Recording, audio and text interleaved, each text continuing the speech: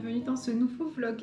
J'espère que vous allez bien. Nous sommes le vendredi 13 février. Il est pas loin de 17 h. La journée tire à sa fin. Aujourd'hui, j'étais de repos, donc ça fait du bien. J'ai eu hier après-midi et aujourd'hui, donc très bien. Le temps est pas très beau, on a la neige encore sur les hauteurs.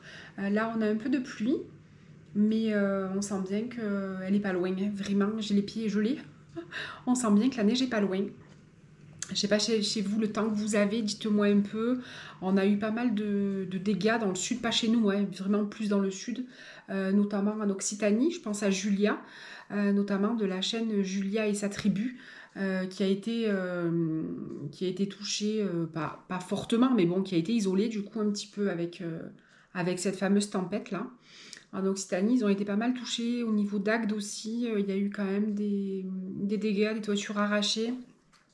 Donc voilà, j'espère que vous, où vous êtes, tout va bien pour la neige, beaucoup de neige, des stations ont fermé quelques temps là, peu de temps, mais pour déclencher un petit peu des avalanches, parce que forcément trop de neige, donc le manteau neigeux est instable et c'est hyper dangereux. Voilà, donc la neige c'est beau, vous avez vu, hein, on vous a emmené avec nous le week-end dernier. On est allé à la cabane des mulets, donc c'est sur la commune de Seine. Et franchement, c'était super beau. Ça vous a beaucoup plu. Vous avez été enchantés de la vidéo. Ça vous a plu, la nature. Alors, si vous nous suivez depuis longtemps, vous savez avant d'avoir la chaîne YouTube, on avait déjà notre compte chacun Instagram où on partageait beaucoup de nos randos, de nature. Donc, c'est quelque chose qui nous lie énormément et qui nous fait beaucoup de bien.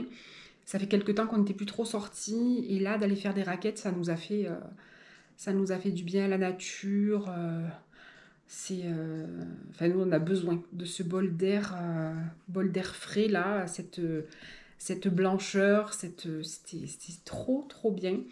Ravie de mes nouvelles raquettes aussi. C'est une rando qu'on aime faire autant on l'avait fait l'été, on l'avait jamais fait l'hiver, mais c'est une rando, c'est un petit peu comme le lac d'Aos ou n'importe quelle rando d'ailleurs qui est chez nous. Rando, peu importe la saison, c'est toujours un bonheur d'être dans la nature.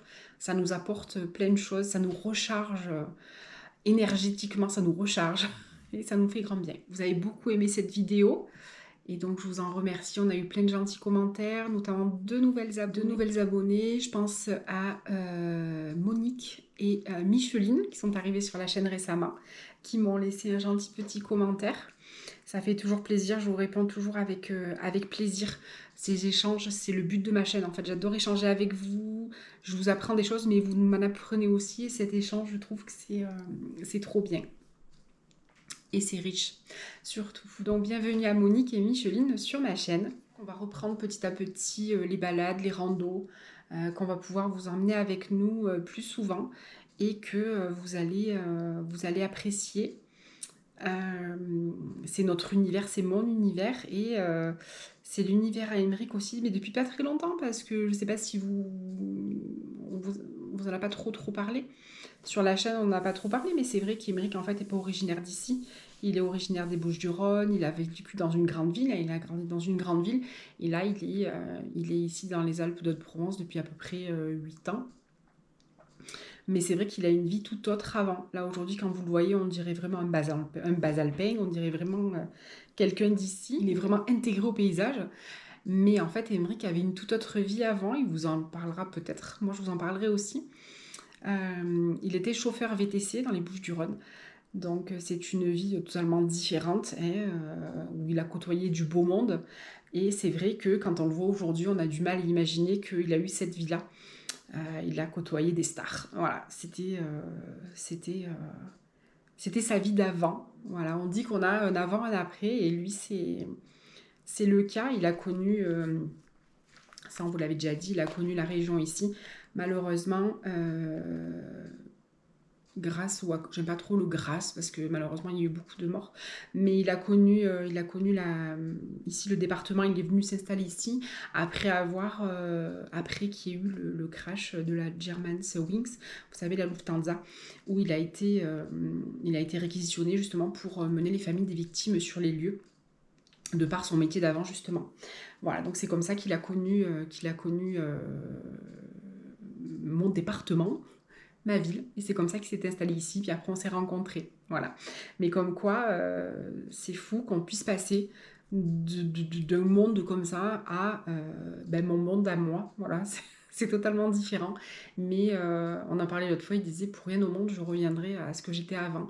Voilà, il a trouvé une stabilité ici et puis bon, la nature, tout, donc il est bien. On est bien, voilà.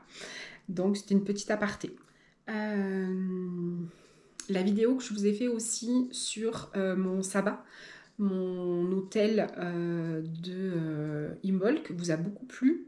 J'ai eu des questions concernant les livres. Alors sachez que j'ai pas de beaucoup, j'en ai 2. J'ai vraiment très peu de livres dans la mesure où je fais pas mal de recherches sur internet. J'apprends sur internet, je prends des infos, certaines infos, pas toutes. Je fais mon petit truc à moi. J'ai le livre, alors ça n'a rien à, c'est pas uniquement sur les sabbats, mais c'est sur la magie, la petite magie en général. Ça peut être sur la magie du foyer, la magie dans la cuisine. C'est des petits rituels qui nous permettent de mettre un petit peu de la magie dans notre vie, mais c'est vraiment des petites choses qui rendent notre quotidien, on peut dire, plus agréable tout simplement. Et ça, c'est le livre de Marie Meillat. Marie Meillat, je vous en avais déjà parlé, c'est Marie Youpi. Elle a une chaîne YouTube et puis elle a un compte Instagram. Je crois qu'elle est aussi sur TikTok. Marie, je l'ai découverte lors du confinement. Elle faisait des bijoux en pierre fine, des malas. J'y avais acheté une formation d'ailleurs, la formation comment nouer un mala, et je m'étais régalée. Et c'est vrai que c'est une personne qui est, elle est pleine de peps, elle est super, elle est très dynamique, elle est, elle est extraordinaire. Elle vit sur Paris et je sais pas, elle est péchue. Vraiment, j'aime beaucoup sa personnalité un peu extravertie. Là, récemment, elle s'est rasé les cheveux parce qu'elle en avait marre d'avoir des frisettes. Alors, elle s'est rasé les cheveux. Enfin, elle avait les cheveux roses. Enfin, elle est totalement déjantée. Mais ça y va trop bien. Voilà. Et donc Marie avait sorti un livre qui s'appelle Libère ta magie, où elle nous parle de plein de petites choses, plein de petits rituels du quotidien qui permet de mettre de la magie dans notre vie et qui permet de vivre sa vie différemment. C'est un petit peu du développement personnel. Il y a un petit peu des tirages de cartes, les oracles, il y a un petit peu sur les pierres. Elle nous parle de plein de choses, mais c'est abordé vraiment avec des mots simples. On n'est plus dans les dogmes, il faut, non pas du tout, c'est vraiment faire quelque chose qui vous fait sens. Alors ça, je ne l'ai pas vu dans le livre de Marie, mais c'est vrai que quand on pratique, quand on fait des pratiques un petit peu avec les pierres, donc les pierres il faut les nettoyer, il faut les purifier. On parle très souvent de Palo Santo. Le Palo Santo, il y a une déforestation considérable et il faut quand même se dire qu'avec des petites plantes que vous pouvez trouver dans votre jardin, nous ici c'est notamment la lavande, le romarin, le thym, on peut faire des fumigations qui sont tout aussi efficaces qu'avec le Palo Santo qui vient du bout du monde, alors que la lavande elle vient de votre jardin ou de la pampa à côté de chez vous. Elle vous coûte rien, elle est à côté et c'est surtout l'intention que vous mettez dans vos petits rituels. Voilà. Et ça, c'est toutes des choses. Il ne faut pas rentrer dans les dogmes. Il faut faire, c'est comme ça qu'on fait. Non, chacun fait comme il a envie. Du moment que ça vous fait sens, du moment que ça vous procure déjà du plaisir, que ça vous donne la pêche, et puis surtout, voilà, il faut faire quelque chose qui vous correspond. C'est pas parce qu'on dit de faire comme ça qu'il faut faire comme ça. Vous pouvez faire autrement. Et ça, Marie, elle l'aborde super bien, parce que voilà, elle enlève un petit peu ces clichés de... Voilà, il faut faire comme ça. Non, faites comme vous le sentez. Et ce petit bouquin est super. Et vraiment, elle aborde plein de choses. Et elle a une phrase que j'aime beaucoup, que j'ai retenue, qui est ici. Elle dit « N'oublie jamais que comme le jeu Tetris nous l'a appris, quand on rentre dans les cases, on disparaît. » Donc c'est ça. Ça, c'est vraiment de ne pas hésiter à être différent et de faire un petit peu comme bon nous semble. Donc voilà ce petit livre de magie au quotidien. Vous voyez, créer des sigils, se connecter au ciel et à la terre, utiliser le tarot de Marseille. Alors moi, je suis pas trop tarot, je suis plus oracle, mais purifier sa maison de manière écologique, les nettoyants, elle parle de nettoyants magiques avec du bicarbonate de soude, du vinaigre, enfin des choses toutes simples.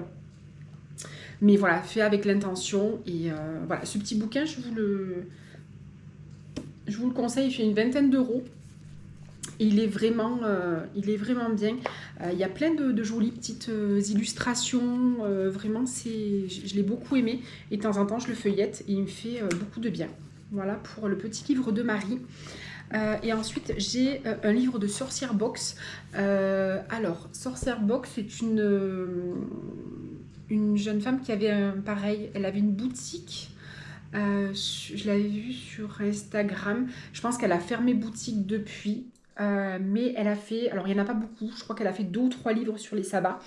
Et moi je m'étais acheté celui d'Ostara que j'avais trouvé, je crois que je l'avais trouvé de seconde main. Je pense pas que je l'avais acheté neuf, je me rappelle plus. Mais c'est vrai qu'il est bien fait. Pareil, alors là on est plus dans des photos, mais il est tout aussi bien. Pareil, il aborde un petit peu la roue de l'année et il nous explique les sabbats, l'origine, un petit peu, elle revient un petit peu sur la période celtique, enfin plein de choses. Et il est vraiment pas mal fait, je crois qu'elle s'appelle Sidonie, il me semble. Et voilà, c'était Sorcière Box. Regardez sur Instagram, vous arriverez à trouver quelque chose. Et je crois qu'elle en a sorti que 2 ou 3 de bouquins. Donc voilà, niveau livre, je peux pas trop vous conseiller. Si ce n'est, je louche dessus depuis longtemps. Donc un jour, il faudra que je passe le cap de me les acheter. Ils sont pas excessivement chers. Si vous êtes un petit peu dans ce monde-là, spirituel, petite... C'est même pas de la sorcellerie, moi j'appelle pas ça de la sorcellerie, mais des petites choses comme ça du quotidien, de la petite magie quotidienne. Vous connaissez peut-être Katie de la chaîne Ad Astra. Elle a fait des livres, donc c'est des grimoires des différents sabbats. Je crois qu'elle en a fait 4. Elle a fait toute la saison sombre. Son dernier, ça a été celui de Imbolc, justement, qui est magnifique. Et je me dis qu'un jour, il faudra que je me les prenne. Donc voilà, donc Katie de la chaîne Ad Astra, elle fait des livres qui sont... je les ai vus quand je suis allée chez Cultura. Ils sont magnifiques. Son avant-dernier, c'était le grimoire du sabbat de Yule. Et ils sont merveilleux, ces bouquins très bien reliés, un peu en relief. Voilà, donc si je peux vous conseiller les livres à mon petit niveau, voilà, des petits bouquins comme ça qui sont pas mal, qui sont très bien expliqués. Il y a un peu de cuisine, il y a plein de choses dedans, donc n'hésitez pas à regarder un petit peu sur internet. Puis après, il y en a sûrement d'autres là, je pense pas, parce que j'ai pas préparé la vidéo, c'est toujours un peu. Vous savez comment je suis, hein, c'est toujours un petit peu décousu des fois. Mais si je pense à d'autres choses, je vous les mettrai en barre d'informations pour que vous puissiez les voir.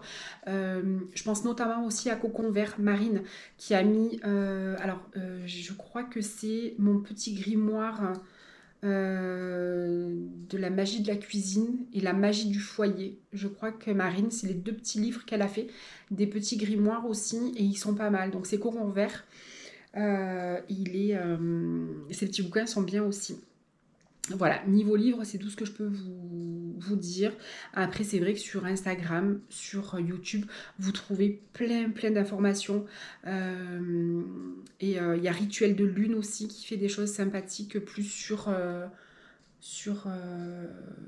la nature. Mais voilà, là, je n'arrive pas à penser à quelque chose en particulier. Mais n'hésitez pas à regarder sur YouTube ou sur Instagram. Vous trouverez, même sur Internet, vous trouverez plein de choses sympas. Et voilà. On est allé chez Action avec Émeric la semaine dernière. Je me suis trouvé des petites bougies pour justement décorer un petit peu dans la maison.